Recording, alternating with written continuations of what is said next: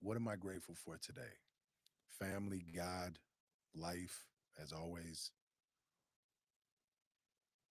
Specifically, having the opportunity to be able to do do what I love for a living. I was just having this conversation with someone this morning with one of my fighters, and we were talking about how when you're when you're when your work is something you truly love to do and you want to do, it's more or less living your life.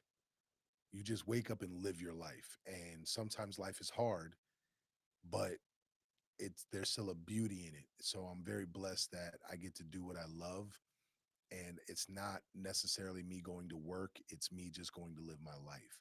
So I feel very honored by that and very grateful for that.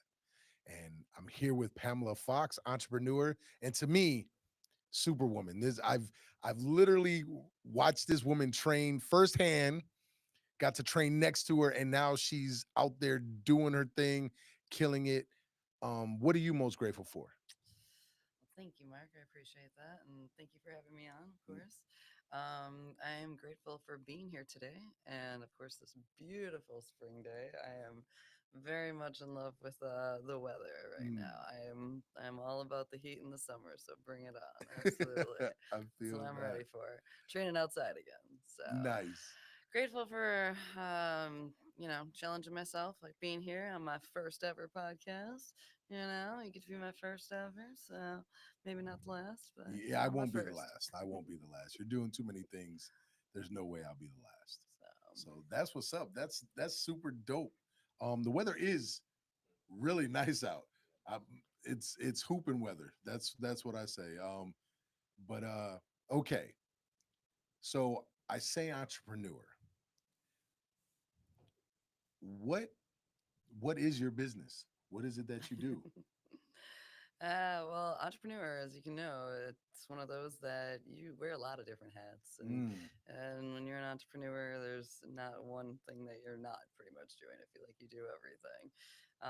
So I own a salon suites here in Madison, Wisconsin. So I have 12 different individual beauty suites, hmm from a hairstylist, barbers, massage therapist, spray tanning artist. I've got them all in there. I even have a sauna business, as you know.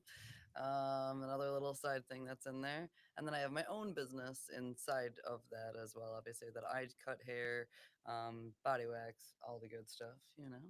And then I teach fitness. I compete in high rocks competitions. I just had my 20th competition here 2 weeks ago, yeah. And we'll be going to my fourth world championships. So that's exciting. Forward. See, when I say superwoman, I mean it, man. I mean it. What before we go back into the entrepreneur aspect of things, what made you want to become just get into cutting hair or styling hair or any of that type of work? Sure, yeah.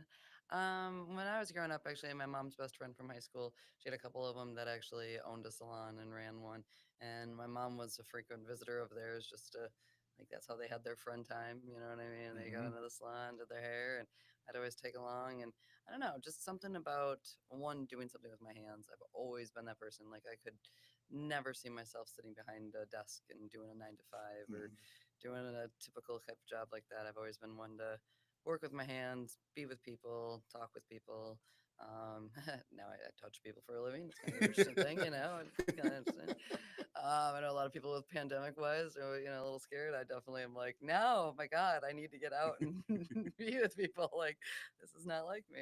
So yeah, something that I could interact with people, change people's lives. And it's always interesting because it's like a lot of times you see the person, leave, like they come in, I wouldn't say a mess, but needed to be cleaned up one way or Mm-hmm. another. Then you leave them and they look beautiful, smile, happy, Mm-hmm. and they carry that on for the next couple of weeks and represent your work, and then they come back to you, and it's kind of a cool feeling that, like, I've just had a client yesterday. We were talking about I went into business for myself now. This will be going on my 14th year in business for myself. And he's been a client of mine ever since. I've been doing hair for 21 years, but Mm, yeah, like independently. So yeah, he's been a client since even before that, which was pretty cool to see. wow, So yeah, actually, I think he had said if we did the math right, he would literally been with me for like 19 years. So that's crazy. That's yeah, almost 2 decades.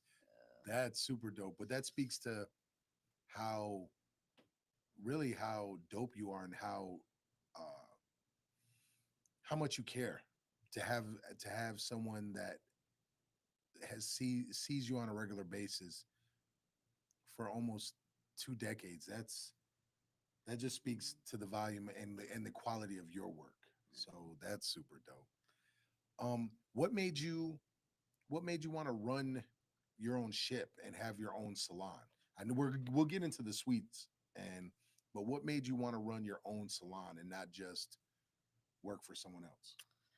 well, I did work for someone else for, the when I right out of beauty school, went into corporate Regis, worked there for 4.5 years. Then I went into a small business owner, worked Hmm. under her for another like 4 years. And then I've always wanted to be a salon owner. I always, as a little child, when they ask you, what you want to be when you grow up, and I was like, I want to, do hair and have my own salon. I was also going to be the first female NASCAR driver, but to win the Daytona 500, but I never did that one. But don't ask. That's an odd one for me, but yeah. So yeah, I went ahead and just pursued it. I kind of actually what happened really is I had kind of a weird falling out with the last business owner that I was working for at the salon, and she just kind of like a little jealous of me of certain things and whatnot, and kind of ended it that day. And I came home and was like, what am I gonna do? Like, should I go work for another owner? Should I Hmm. open up my own? And it's like I gotta serve my clients here. Like, I can't be out of a job for too long here. And I was like, this is just your chance. And I know a lot of other people were doing the suite rentals and stuff like Hmm. that. So I was like, all right, let's just open up my own. And my last name being Fox, my dad, of course, was like, "Well, you got to have Fox incorporated with it." So then it became Foxy Salon. Actually, the original title is Foxy Salon Hair and Wax Specialist, and now it's just Foxy Salon Hmm. Suites and whatnot. But yeah, I rented from quite a few different other owners, Hmm. and good and bad. I had a lot of really bad ones actually. So then it just became one of those where I'm like, what if I just find a place and I release out spaces and then I have a secure space for myself? So kind of went to the Mm. next thing, and yeah, so that's where we are now. I don't own the building, so I am still renting though from the owners, but it's definitely positioned me in a lot of different ways and has shown me a lot of good stuff. And Mm. I've been able to bring in a lot of stylists that are, fresh. Actually, majority of my stylists that have rented from me have never rented anywhere else and have came straight from a Mm. salon and then went independent. And one that you may know, Rogers, I'm really proud of. It's actually Nestor's barber. He now has now opened up his own full barber shop, where now he's going ahead and mentoring other guys and Mm. that kind of stuff. And so it's just kind of cool to like be a part of all of that Yeah. and the different stages of everyone else's career. And I always kind of thought, I didn't know it's not a huge profitable thing, but at the same time, that's not really what I went into business for. Mm. It was more just to, like, my thought is like the more successful I help everyone else, the more successful in the end I will be. But like, if I can build them up more, you know what I mean? It's just more giving back, and yeah, Mm. feels good that way. So, No, it's something that providing a safe space for them to grow their business. I love it because something I've talked about multiple times, other entrepreneurs that we've had on here, other people that we've had on here, it's always being in service of others, helping others out, and the money will come. The money will definitely come, and it may not be, you know, private jet money, but money will be there and be able to you'll be able to live a nice life off of that. So you decided to move on your own and went through those experiences, get your own suites. Now, when you make that transition, now see, it's I'm in a very blessed situation here because I remember you move like shortly I met you shortly after moving in there and you were still like there was still construction things going on and certain things that were being done in that building.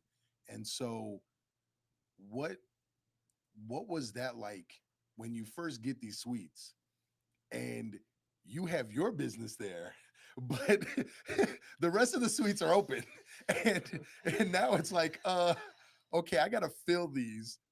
I'm basically paying for all of this, and the goal is all these will pay for it, pay for itself. But you're having to work, run your own business, and pay for all this other space that's not being utilized yet. What was that like at first when you first decided to do that and you're looking at these empty buildings like, oh my goodness, what what's going on here? What was that feeling like? Definitely a trip. Yeah, that was a little bit of hell. When I first signed my lease, the day after I signed my lease, actually my car got broken into, Hmm. and I had just had opened up a new bank account, and I still had other existing bank accounts. I had just so much stuff stolen and so much business stuff. So there was a lot of that I had to like cycle through. And then when it came to construction, um, I'm single. I've been doing all this myself. I have no family like backing or no one else that really kind of helped me through. I don't know. Sometimes I even look back myself and I'm like, I don't know how in the hell I even did this. But yeah, I went through a lot with that contractor. A lot of things. I mean, I had 9 sinks that all had to be raised up. I had plumbing lines where hot was cold, cold was hot, and turn on one sink, they all go. It Hmm. was just a disaster. Ran 8 weeks behind, so then I kept having to pay another week at the other place. Luckily, I was able to still keep going because I still had to paid my Hmm. bills and everything else.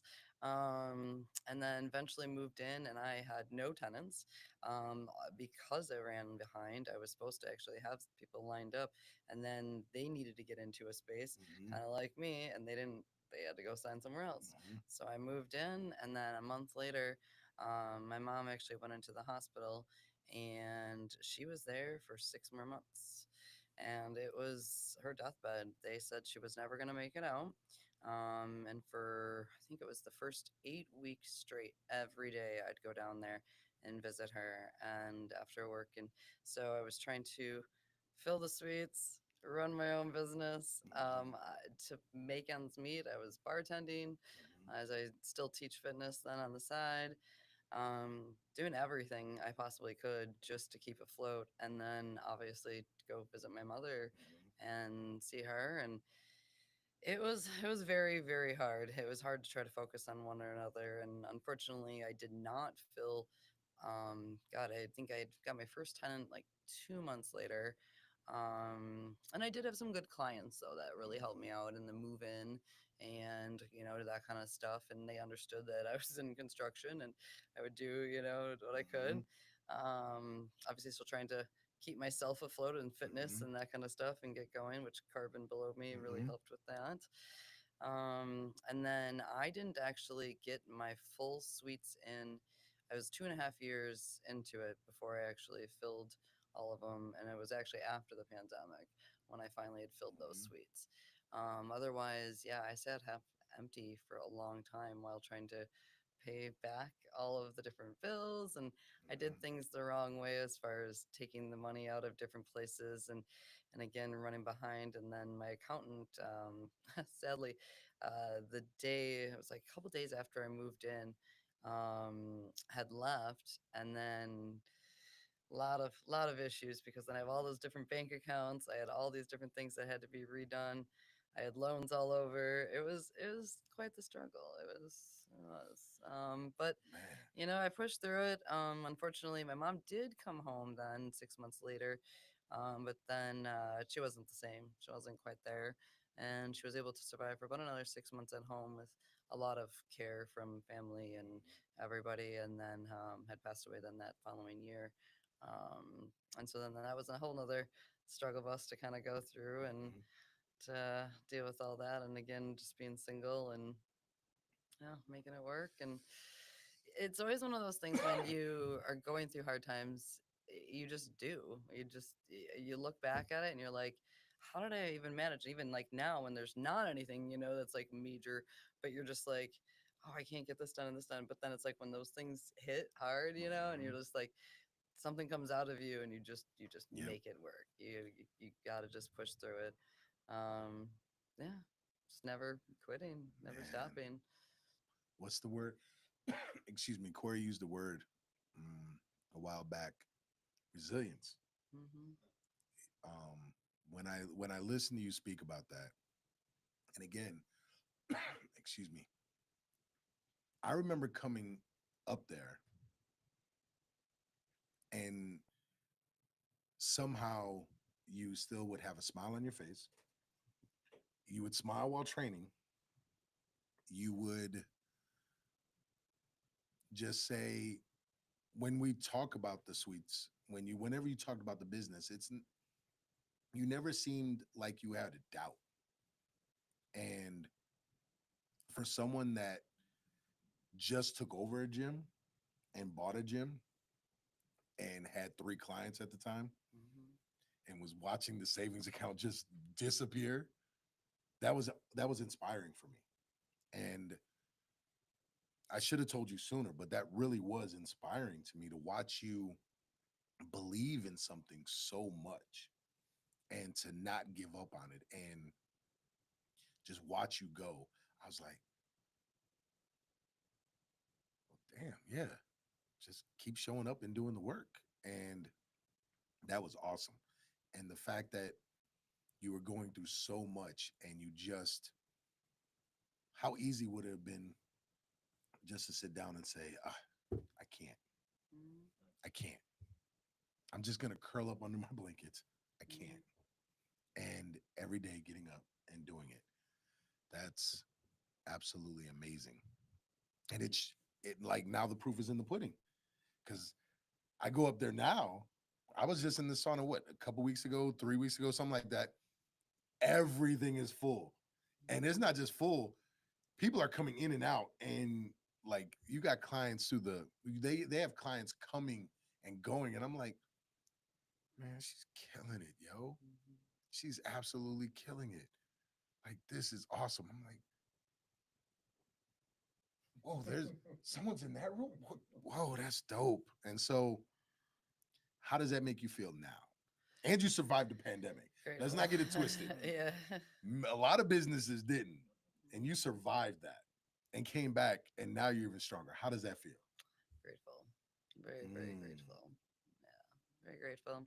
Grateful people like you. And I guess we really hadn't said that, like, we're in a building, right? And I don't own it, but then there's other people in there. And so Carbon World Health obviously is below mm-hmm. us. And that's been how we met, Yeah. but also too been a huge part of my success from, not only the owners, obviously Nestor and Ashley and everything they've done, but then too just all of the trainers and everybody, has just kept it going. And they, of course, just like any gym, you're going to cycle through all of them, Mm-hmm. and that kind of stuff. But you can take a piece from everybody and you learn from that. And that has been one of the biggest helps, and try and still something, I'm working on. And that's the same thing you said before too. It's like, how do you get up every day and like that kind of stuff. And it's like, that's a struggle every day. You know what I mean? Mm-hmm. There's, I would say, a lot of times you don't want to get up, you don't want to go. And like now I train so much for this high rocks, and it's like you don't want to do these things, but you know that it's going to pay off. And what other way of thinking is there, right? Like, why think differently? Because that's negative energy. So just keep it going, keep it positive. Our mind's going to go, and especially with females, we're going to have hormones, we're going to have all different things that are going to play tricks on us. And those, little back of the brain type things that are going to like talk to you and Mm-hmm. tell you no, but then you're just like, no, I'm going to fight through this and we're going to get through it and we're Oh, going to just keep man. going. Because I just am like, what's life for if you're not, Yeah. pushing it, growing it, seeing what your potential is? And, it may be a slow growth. It may just be, 1 inch at a time, 1 foot instead of the other. But, sometimes it'll be miles and sometimes Mm-hmm. it's just feet. So, but just keep going. Man, that's powerful. I like that. That's a clip. That's a clip. That's a clip right there. That's huge. That's really huge. And yes, shout out Carbon World Health. Shout out Nestor and Ashley. Um, super dope. I talk about them. Actually, they'll be getting a nice little piece. I'm working on my book. They're getting a nice piece in there because without them, I don't know if I could have transformed and did some of the things that I've done. Mhm. So, okay, you're running your own business. You have your own sweets. You fill your own sweets. Now, you've always been into fitness as long as I've known you. You kill it at the gym. What made you decide that you were going to start competing? Because that it's one thing to work out, right? And as a former fighter, training to learn how to fight and competing, two different animals. So working out is one thing, but deciding I am going to compete, where did that come from? So again, you've known me for a little while now, but you don't know actually far backstory. No, I mean I grew up with no fitness background. Nobody in my family is into fitness. In fact, I failed gym class in high school because I refused to run the mile. Mm, I was not athletic. I grew up very heavy, overweight. I ate every sugary thing possible. Love my mom to death. My mom, amazing, amazing mother. You know, she did the best she could. She had three kids. Stay at home mom, took care of course, my dad then too. And we lived out in the country. So there was a lot of, the driving and everything like that. It's not like we could just go on our own mm-hmm, places. But she was one of those that would never say no. mm, So she was a smoker. And like I even became a smoker at the age of 15. And then I smoked for 16 years.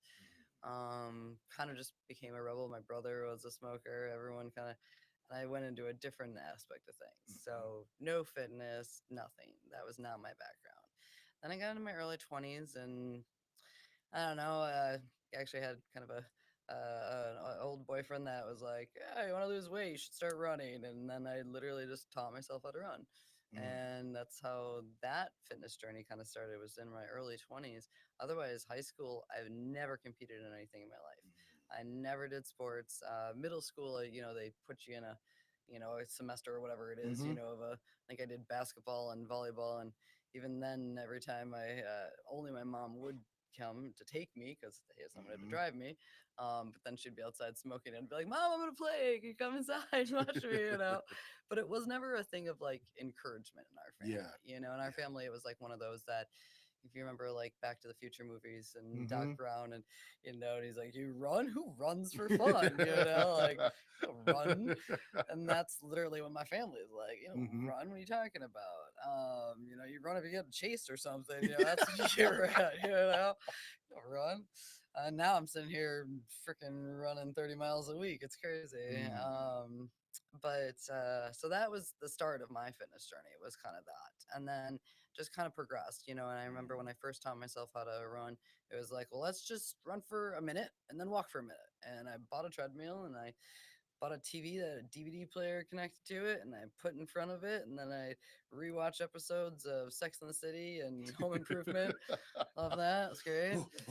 Yes. Yep. Kept me going, and progressed, up to there. And then I started doing, like the 5Ks and 10Ks mm-hmm. just for fun and for charity.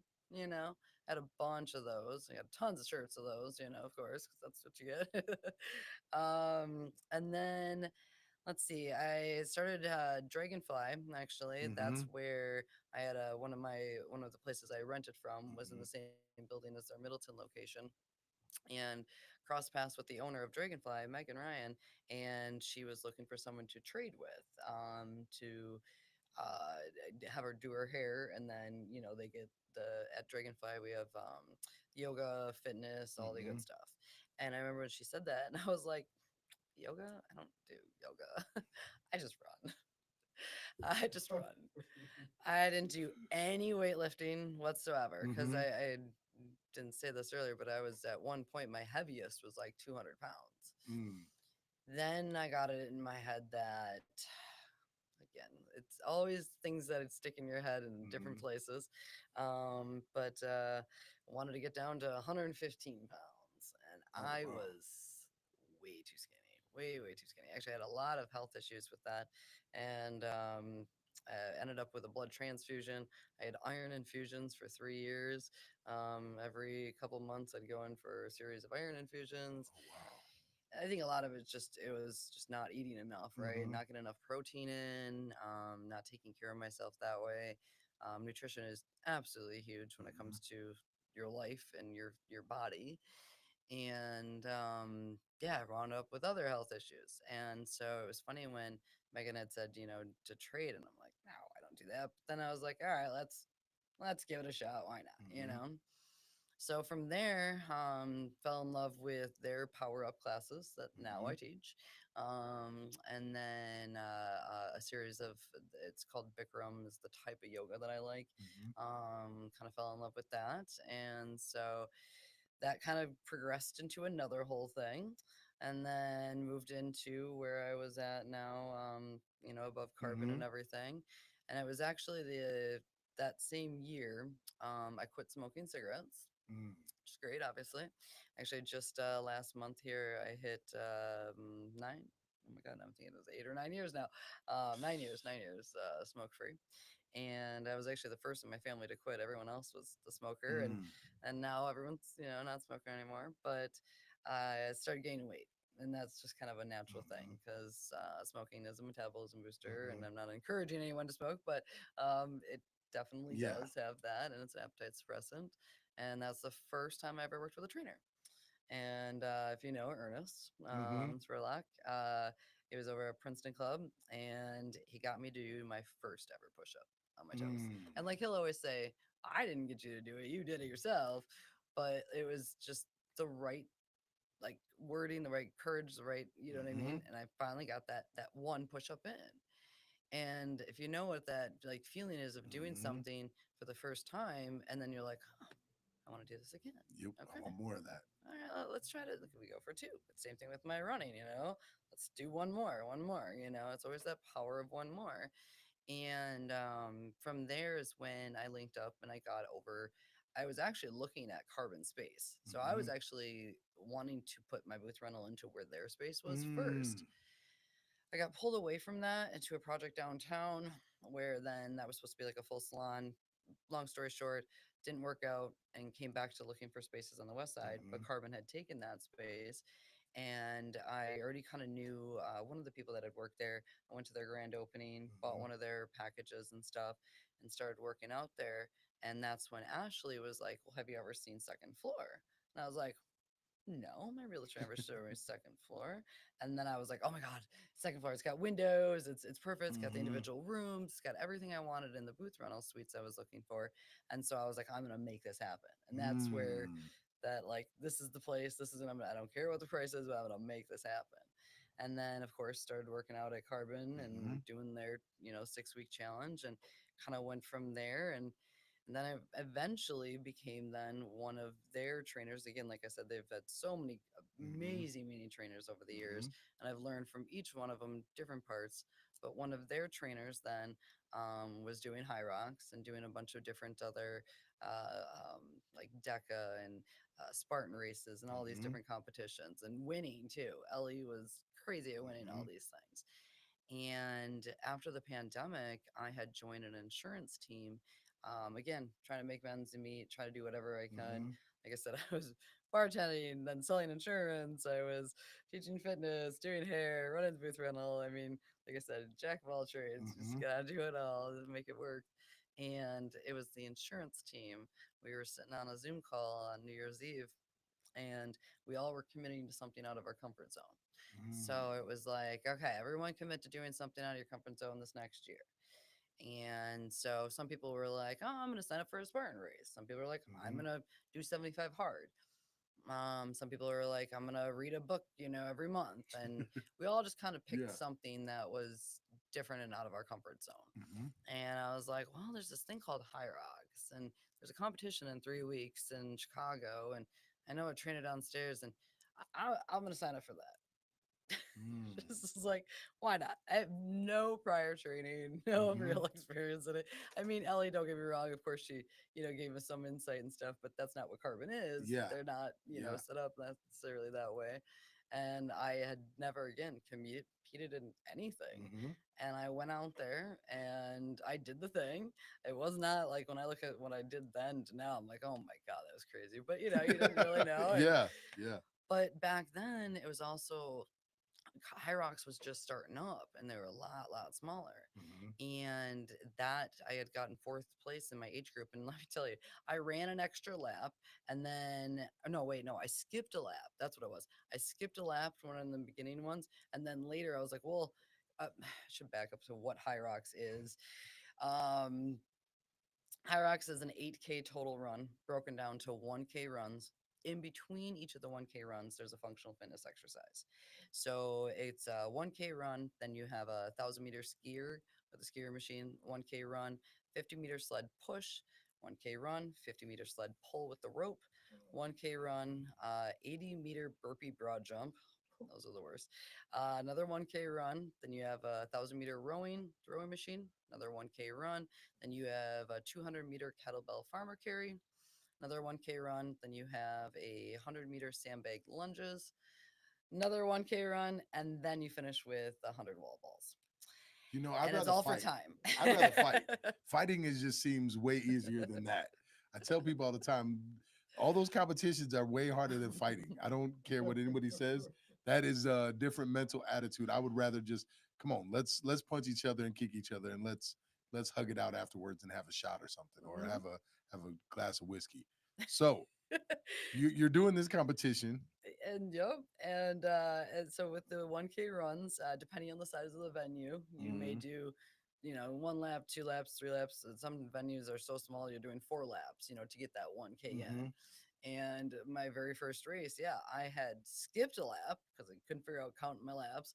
And then in my head, I was like, well, what if I just run an extra lap later if that will make up for it? No, by the way, you don't get extra credit or Mm-hmm. anything like that. You get a penalty and then you just Mm-hmm. actually get now longer time added on. So that was, yeah, it was an interesting race, a good life lesson, but it got me qualified for Worlds though. And I was like, what? I just got qualified for the World Championships? Like, this is crazy. This Mm-hmm. can't be. You know what I mean? In fact, when they send me the notification, you're supposed to send back your like, acceptance within 48 hours. I didn't.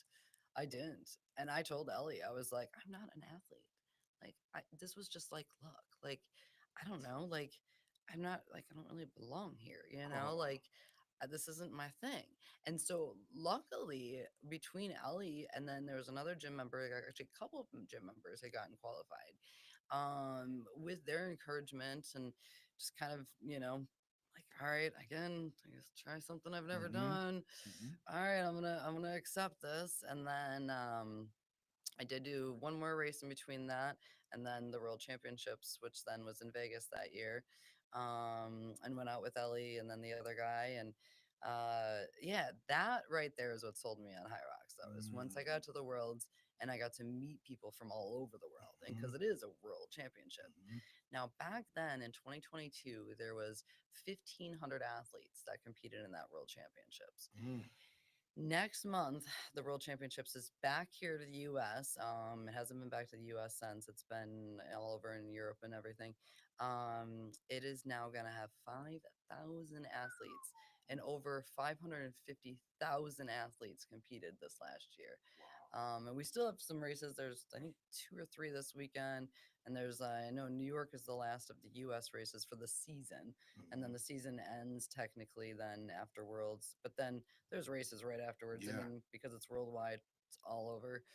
And it's getting harder and harder to compete with all these other athletes, Mm-hmm. and obviously getting older too. That doesn't help, but in the sense that like we're starting to get better training, we're starting to learn Mm-hmm. more of it, Mm-hmm. that kind of thing. But to stay on top, and I will admit, like I've never had the goal of getting to the elite level. Again, it took me so long to even call myself an athlete. Like it literally took me until I think it was after Worlds before I was like, okay, I'm an athlete, I guess. I suppose I'm competing now because I'm not used to that. Yeah. Like, I Yeah. didn't grow up with that background, and I didn't like. I never had that before. I didn't, Mm. and it's, again, there's no like major encouragement from my family to Mm-hmm. keep it going. It's just me being like, all right, well, let's just keep trying to challenge myself. Can I get better? Can I maybe get a Mm-hmm. faster time? Because that is the cool thing about High Rocks is it is the same setup. It's the Mm-hmm. same thing everywhere you go, but every venue is different. Mm-hmm. And your travel is going to change and your body's going to change. Your what you did pre your stress, and that's one thing I'm still trying to manage. 20 races in, I'm still trying to manage my stress and then what it does to my body and make that work Mm. to have a good race, Mm-hmm. you know. And I've been I shouldn't say lucky, but I've been able to kind of figure out certain things to keep me going. But I still haven't hit where my goal levels are. It's interesting. Mm. Like there's still more goals and more things that I'm like, I think I can go a little bit more. I can get a little Yeah. bit more. But that's always that in the back of my head, that power of one more. Yeah. Yeah. Yeah. Yeah. Like just doing that one more. Can I get one more? Can I get a little bit faster? Can I Mm-hmm. get, but then also too, not even faster, but just learning a different technique or trying something different and learning from other people. Mm-hmm. This is the first time I've really hired like a coach for this going Mm. into this one. So I'm under now the hybrid engine training program, and yeah, a lot of volume, a lot of good stuff. But Man. just keep going, and then yeah, from there, one thing, well, a lot of things, but it's that mindset of then, can I keep going? How far can I get with this? And that next year afterwards, I competed. I actually got qualified with an ex-boyfriend, and I were dating. We got qualified, and then that next month I went out and got myself qualified for the Mm-hmm. World Championships. That year was in Manchester, UK, and I month after that broke four toes. Ooh. And back again to that just like determination and that like like I have to keep Mm-hmm. going. I can't stop, like, Mm-hmm. because I have this world championships, and like I think it was that happened in January, and I think worlds was at the end of May. So it's like, yeah, I mean, I had like 4 months, and I'm like, you can't, like, I can't run. I Mm-hmm. didn't run for 11 weeks, Mm-hmm. but I wasn't going to give up. I Mm-hmm. wasn't going to just stop. I wasn't going to be like, oh well, can't run, that means I can't do anything. Mm-hmm. So I just grinded it out the best I could with the equipment that I could. So the assault bike became my best friend, which now I hate the assault bike, but I mean, what can I say? It's a great machine. But I mean, I just did anything I could just to just keep going and having Mm. that mindset and to keep myself yeah, onto that next one. And then the way they had it set up that year, you couldn't really run multiple races, even though Mm-hmm. um, I got qualified in two different categories. The way it was set up, it was like kind of one or the other. So I was gonna actually, after the boyfriend and I had broken up, I was like, oh well, I'll just do the solo. Mm-hmm. It's kind of funny because when I went into that, we were still dating, and I remember going to that race, and a lot of people were like, "Oh, you already got qualified." I was like, "Yeah, but what if it doesn't work out? I gotta get myself Yeah. qualified just in You case." put that You energy know, out like there. oh yeah, and that was, and it was funny because I have a on my Instagram a video of me doing a live that I did going into that race Mm-hmm. the day before when I flew out to California. And I had just ran a race. Him and I had raced, but then the month before that, I did another solo, and I ran another extra lap, and I missed my world qualification on that one. Mm. And that was the fuel that actually kept me going to do that next one, Mm-hmm. because I did it again. And I was like, you ran another lap. Like, you need to stop running extra laps. I have that power of one more, but Mm-hmm. Yeah. Sometimes. sometimes you're like, that extra lap was not a good idea. That was not what I needed to do. And so then that's where going into Anaheim, when I did that race, I was just like, I've got to, or was it, anyways, it was a California race. And I'm like, I have to get this. I've got to get this qualification. Like, I've got to get on the podium. And I had never got on the podium at this point. Like, I'd always gotten fourth, which had always Mm-hmm. gotten me a qualification, but it wasn't that podium spot. And I was like, I want the podium spot. And yeah, I remember that was a rough race, and I gritted it out, and then I got it. And that was one of the best feelings ever, too. And to like Mm.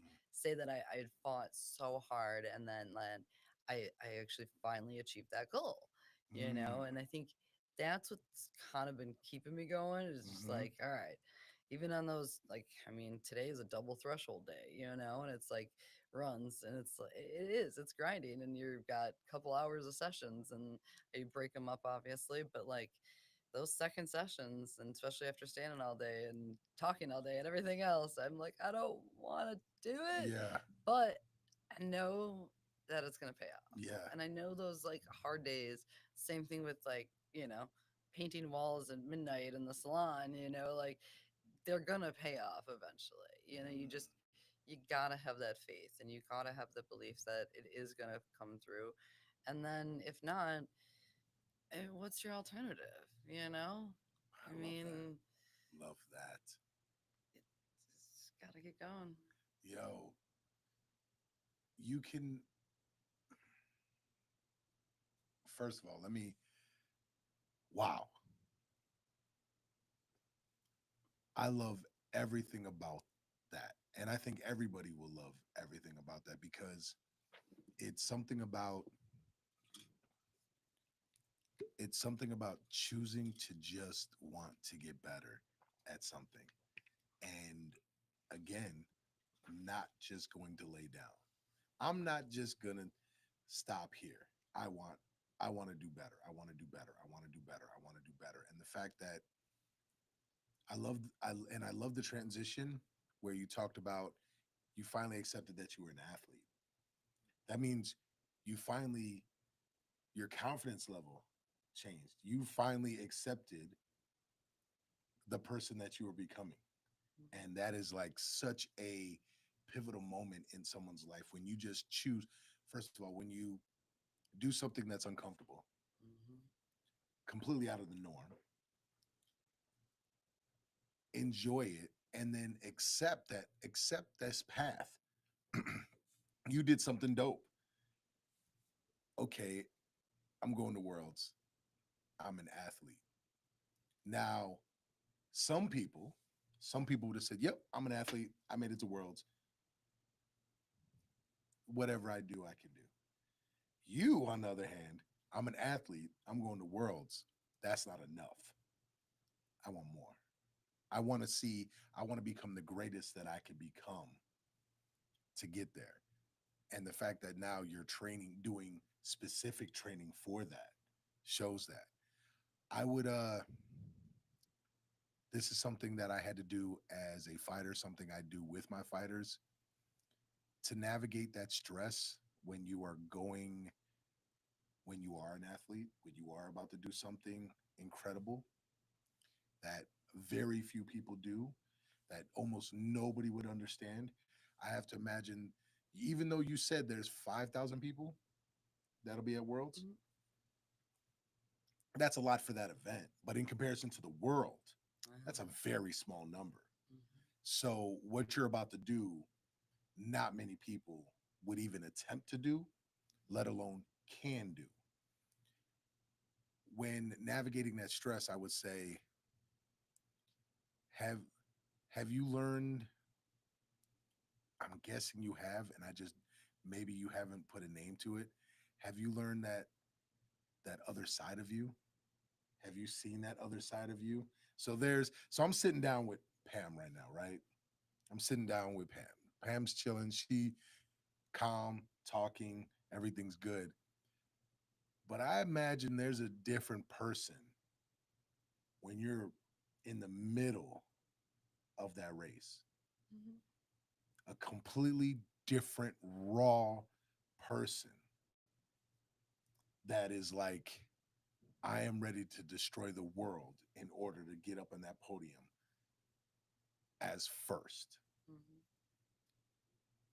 How often do you talk to that person? How often do you, do you know that person exists?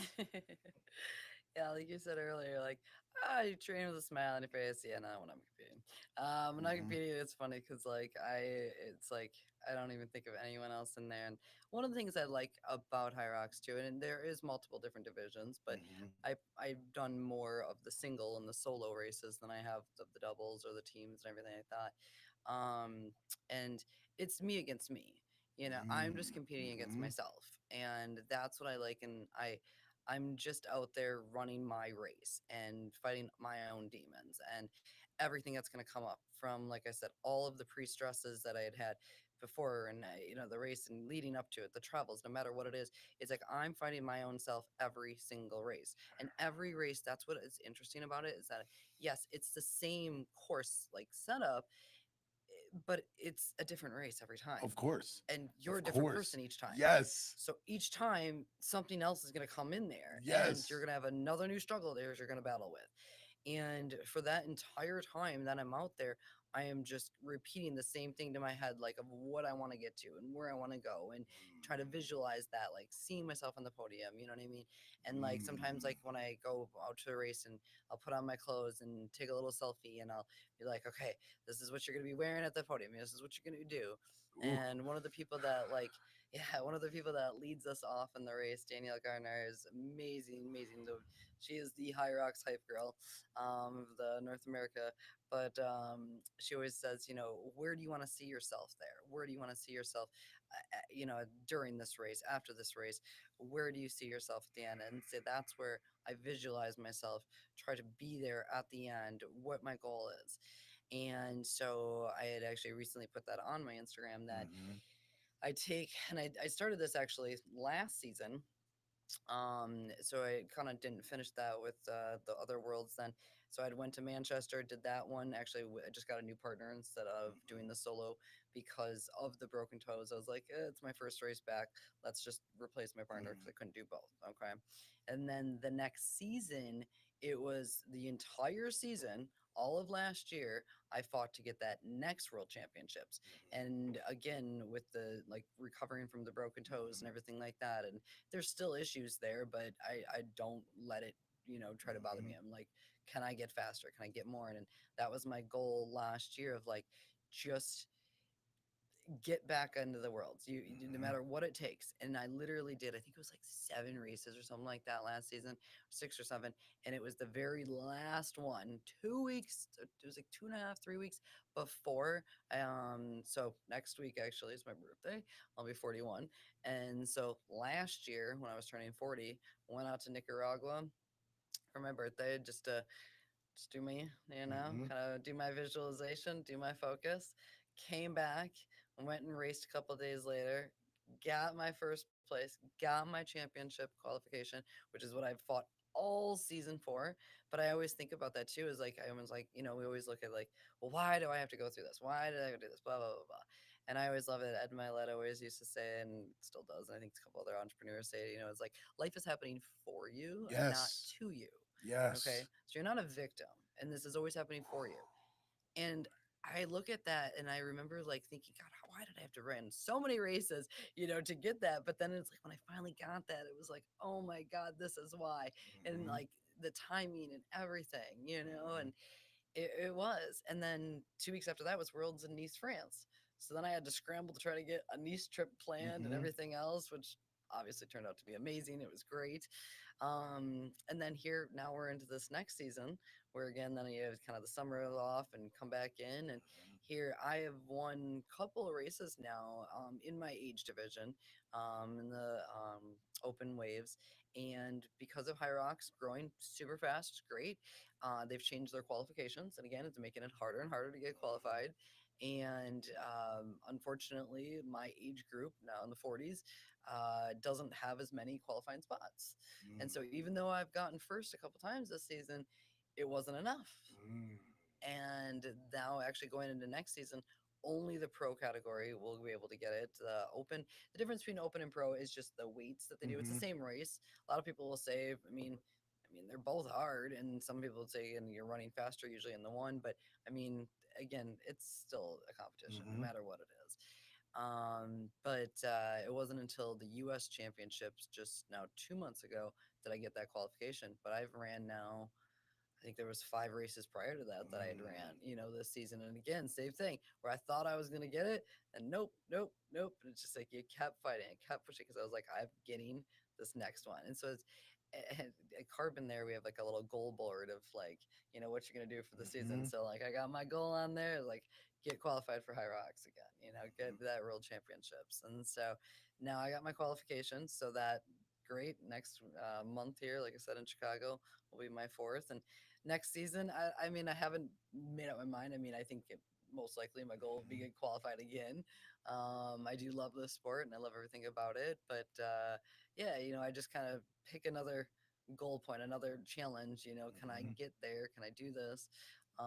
Just keep going. And And it's amazing what you can visualize and you see yourself. And that's where I was saying before, when I the post that I made, and I did it right before the last worlds, I took little pictures that I found online of what the world qualification looked like the email they send you, right? So I screenshotted that from someone else's because it wasn't mine.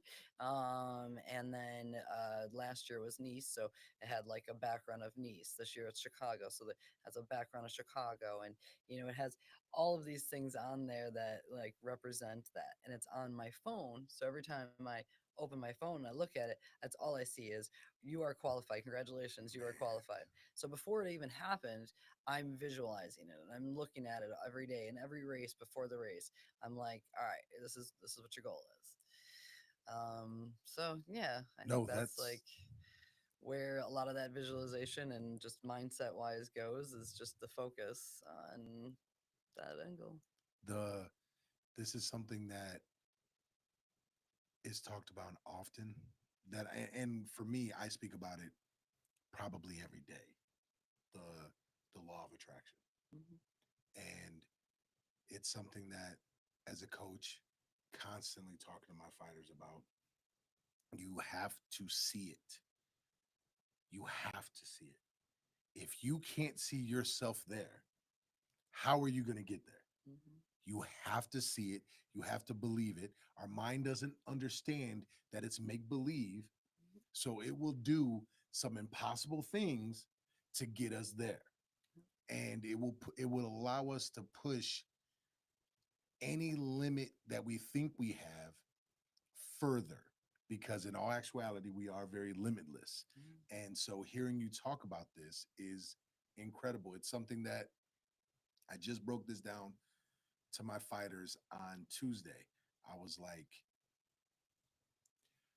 clarity, picture that championship belt around your waist.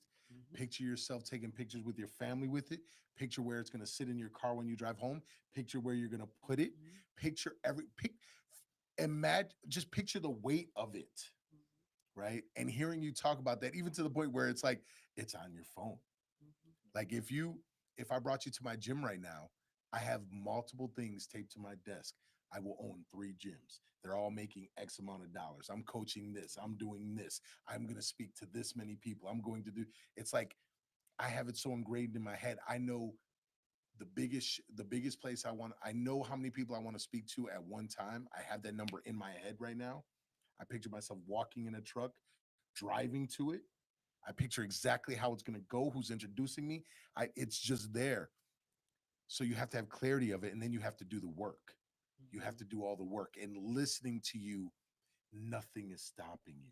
Nothing is stopping you. It doesn't matter that you used to smoke. It doesn't matter that your family, you didn't grow up in a family that trained. It didn't matter that you're trying to run a business and you don't have all the spots filled yet. It doesn't matter that you broke 4 toes. It doesn't matter that your relationship didn't work. It doesn't matter. It doesn't matter. It doesn't matter. It doesn't matter. You just keep up. You just keep getting up and doing the action. And you're not waiting until tomorrow. You're doing it now. mhm. You're absolutely doing it now. It's something I call clarity, action now. And that is beautiful to hear you talk about. And this is what I mean by superwoman. I don't just throw things out there for no reason. I may not speak to you as often as we used to talk, but I'm well aware and seeing what you're doing. And I know your business is thriving. It's beautiful to see from afar, and watching you continue to kick ass. Because that's really what it boils down to. You're kicking ass. You're just kicking ass. So when it's funny when when you say you don't know what you're going to talk about on here, listen to everything you just said. Listen to that. And now I hope that you can walk around. You're not just an athlete, you're not just an entrepreneur. You're literally fucking superwoman kicking ass. Like that's what you're doing. And there's so this is something I tell him all the time. And I tell my fighters this. I ask him this question. If you could talk to 16-year-old you, would 16-year-old you be hyped about what you're doing right now? would 16-year-old be like, oh my God, this is what I'm doing? Because you mentioned Back to the Future, like, right? If 16-year-old Mhm. you knew you look like this, you ran the business the way you're doing it, you're competing. If 16-year-old you was staring back at you, how hyped would she be right now for you? She would have be like, "Who are you looking at? Who are you thinking you are? You ain't that." And that's exactly it. And I would have never recognized myself. Never thought I could do it. And limiting beliefs is a constant struggle. So that's one thing I think, your listeners definitely need to understand is like and thank you very much, and it's really great that you're saying that because I get to leave now here just like what I help other people with in the chair and that kind Mm-hmm. of stuff.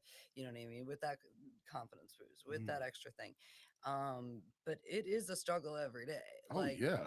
I have a constant limiting belief with certain things and in Mm-hmm. different places that I belong or not belong, and then I'm not doing certain things right. And I know I have hundreds of faults. You know what I mean? Mm-hmm. And that's the thing is what I said before about that one step in front of the other is like I have a very slow progression, and I've always noticed that too. Is like some people can just fly through things and get through it super, super fast, and I've never been that one. It takes me a lot longer. I have ADHD, I have dyslexia, I mean, I was literally in speech and language from the time I was in kindergarten until the time I graduated.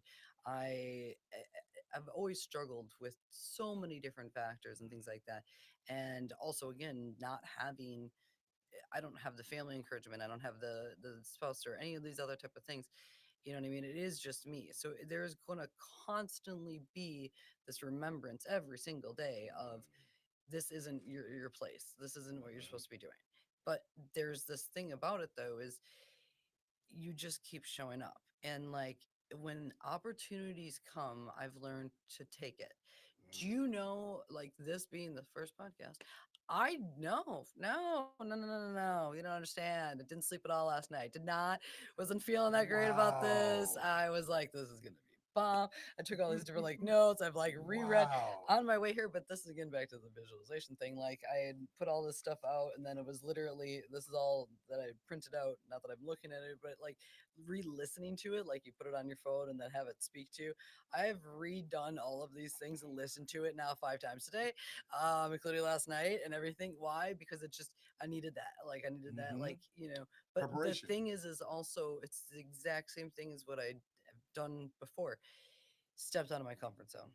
I did something I didn't want to do and I didn't think I could do and I wouldn't be good at it. And I'm like, well, just freaking do it anyways, because why not? Man. And it's like one of those things where you look back at yourself and let's say someday, we're all gonna go to heaven type thing, right? We look down and you have that choice. And do you want to see that self that you thought you were going to be at Mm-hmm. 16, that you weren't going to, make it, or you weren't going to do anything, you're going to be this slow life, whatever it may be, or whatever? Or can you see yourself, hey, I accomplished this, I accomplished that, I got to go see this, I got to do this? And that's always the thing that kind of keeps me driving is like, well, where do I want to see myself, like, again, later Yeah. on, like, and what can I leave for other people? But like, why not just try? I remember Man. my brother once had said something along the lines of, oh, that's brainwashing yourself by all the self-talk. And because I Yeah. listen to podcasts all the time, and Yeah. I'm always like, again, re-listening to things, constantly feeding my brain with these type of things. And he's like, that's brainwashing. And I'm like, well, what's the alternative? Do I really want to be putting negative things in my brain Yeah. and things that are not good? No. Fuel yourself. One of the other things that I had recently kind of came through and was thinking about this too is like, let's say you were given a car, right? And you have one car to drive for the rest of your life. And Mm. this is the only vehicle you'll ever get for the rest of your life. Are you telling me you're going to go ahead and never change the oil? You're Yeah. not going to go ahead and put the right fuel in Yeah. it? You're not going to clean it? Yeah. You're not going to, no.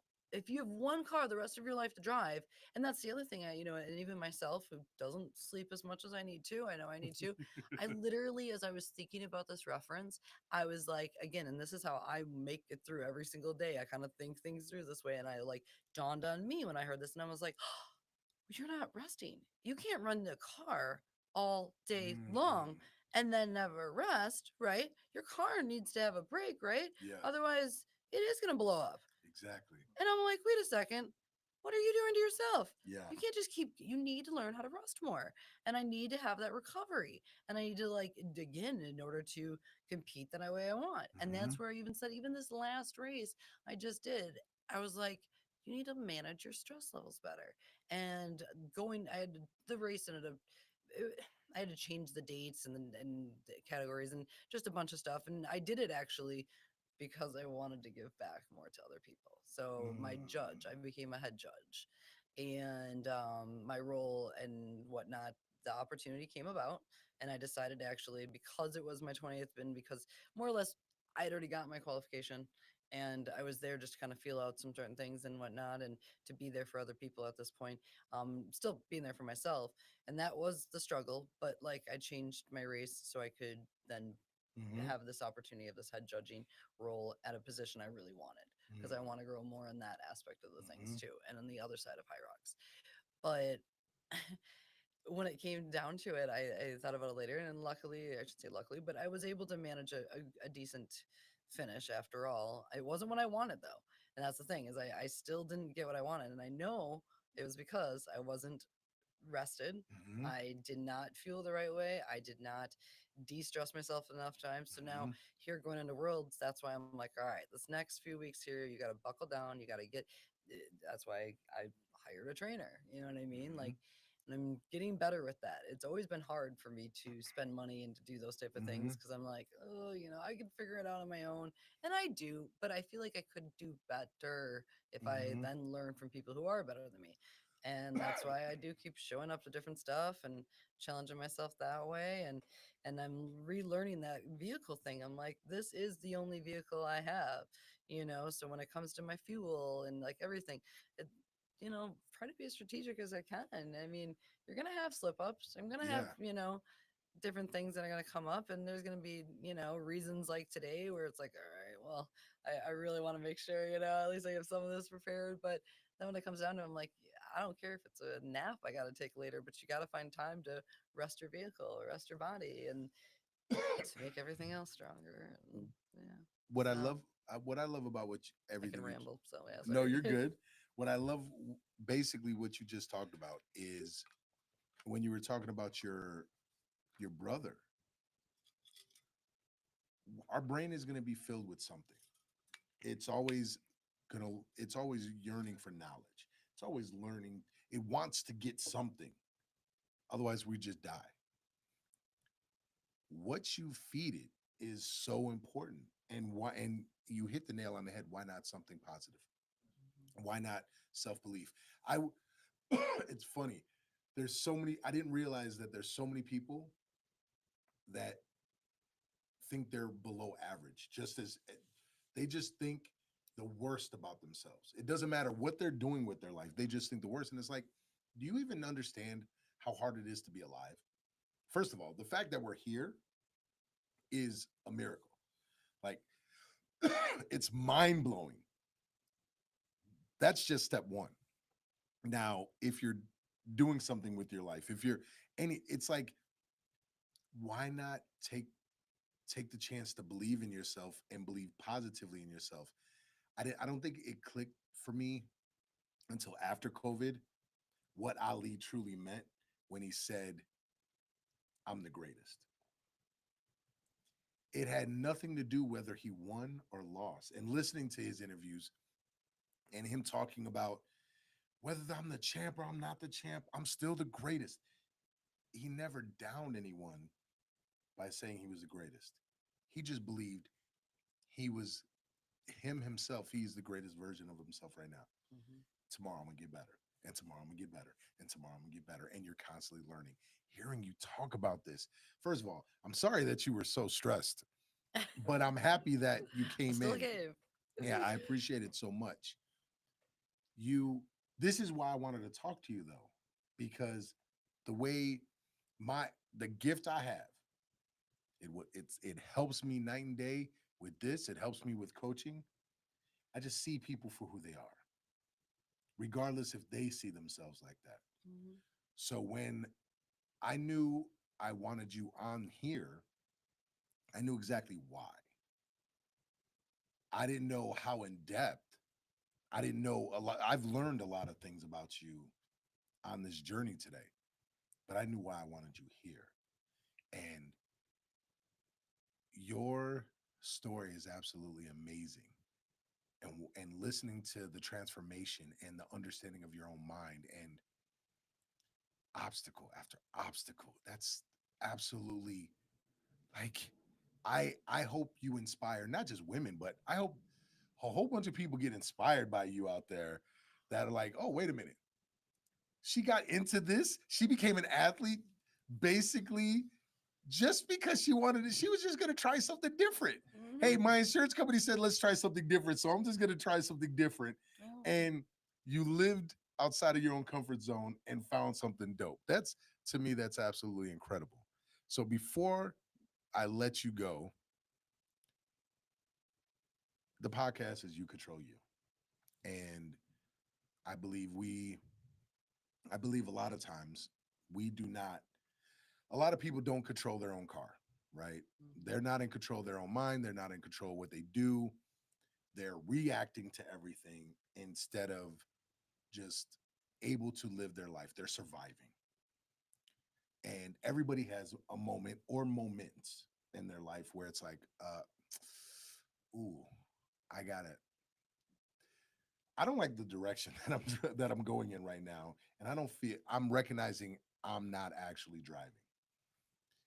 What was that, if you can remember, what was that moment where you were like, I need to take control of my life. I need to be, I need to start driving my car in the direction that I want it to go in and I want things to change. What was that moment for There wasn't one moment. It's every day. I mean, there's a you? moment every day that I'm always doing that. I mean, like I said, especially as an entrepreneur, you fail, I feel like, more than you succeed. So, like, this is a Corey's shaking constant. his head too. We all I shook our mean, heads like, yeah, yeah, this is a constant thing. I yeah. mean, there's not just one moment. This is a moment right here. You know what I mean? Mm. This is a moment. I mean, there's constant moments I'm gonna have of being like, okay, let's go, let's do this. I don't know how this is gonna work out, but we're gonna go for it. I think this is the better way of doing it. And Whether it works or doesn't, you're gonna give you, it a try. yeah, yeah, yep. I mean, and you keep Oh growing man. from there and also surround yourself with people, Mm-hmm. other successful people is I think also the biggest key, you know what I mean? And finding other people that you inspire you, whether it be from podcasting or in person and whatnot, and just finding that, you know, source to kind of go to and lean off of and fuel and yeah, I don't know. Moments like I can't think of like one specific moment. I feel like there's just a constant array of moments of awakening things of like, yes, and all the different limiting beliefs that I've had throughout my life, and constant limiting beliefs that, like I said before, get fed to you at a young age and Mm-hmm. you stick with, and then I'm like, but what, why can't I? And so actually, this last year, no, and so I kind of carry it on like every year. I try to Mm-hmm. challenge myself to do something else. And, like growing up again, dyslexia, ADHD, my speech and language teacher in middle school said I could never learn another language because I need to focus on English. So I was Mm-hmm. never allowed to learn another language. And so then I was like, oh, let's start Duolingo last year. Now, trust me, don't try to get me to speak Spanish right now. I mean, I'm very much broken and I can understand it more than I can speak it. But I was like, well, why can't I? So I just am doing an app every day, just, a couple minutes a day. Like, why not try to learn Spanish? I was also told from a doctor I could never become a runner because I had too muscular of knees and I was a smoker. And so then I didn't run. I failed gym class. I was like, and I can never run. And then from there, it was like, that's where I said, I could never become an athlete. I could never be this. I could never, all these things. And I'm like, but why can't I? Why not? And just, You, yeah. you know why I love that question? I absolutely, I love that. You're curious. Yeah. You're literally choosing to be curious about life. There's this old saying that that I only hear 70 to, you know, 70 and above, basically. Basically, that's the age group that says this. Never stop looking at life like a child. Mhm. And I didn't understand what that meant because I'm like, well, you have to grow up and you have to deal with all these challenges and life is hard and da da da. But you don't have to look at the world that way. Mhm. You can always look at the world as a curious child. Mhm. Why can't I do that? Mhm. Why can't I learn that? Why can't I do? Oh no, I can. I can do that. Mhm. So let me just go try it. Mhm. Let me go do it. And I swear, every Absolutely time you do incredible. that, that's when another door opens. Yes. You know, it's Yes. like if you feel like you're constantly having those doors Whew. closed and you're not getting there, then take that opportunity. And sometimes you gotta like listen for it. You know, here comes this opportunity. Be on the podcast. All right, that's a door opening. That's a sign. Take it. Go do it. Go do that challenging thing you think you're not capable of doing or that you can't do or whatever. Go do it anyways. And if it doesn't work out, it doesn't work out. You figure it out then, and you're like, okay, that's not my thing then. But you know, you gotta try it. Jump all in. Just jump all in and do it. You I know, love. Yes. yeah. Yes. I've And gotten you're also gonna goosebumps. fail and fall too. By the way, Yes. that's very normal. But can you pick yourself back up again and do it again? We that's how we learned how to walk. Mm-hmm. We just would stand up and fall, stand up and fall, stand up and fall. And we just kept doing it and now we can walk. Mm-hmm. Same thing with riding a bike, usually for most people. Mm-hmm. Get on a bike, you fall. Get on a bike, you fall. Like our whole life is that. That is what we're meant to do. Mm-hmm. Fall, get up, do it again, figure it out. You are absolutely amazing. I've gotten goosebumps 3 times. Like I am hyped, like, oh, this was thank you. Thank you for challenging yourself. Thank you for pushing past your own limits, well, your own limits that you thought were there. And thank you for coming on here For and having me. sharing your story. Thank you for having me. Man, Thank you for look, asking.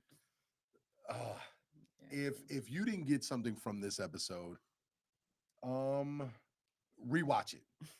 Rewatch it because there's so many gems that she dropped for you on this that and and some of them are repeated thing. Keep moving forward, keep being okay with falling down and getting back up and take control of your own life, right? Man, this is you control you, baby. Peace. We out. Oh my goodness. Yeah, You absolutely kick ass, yo. I remember, but yeah. No, you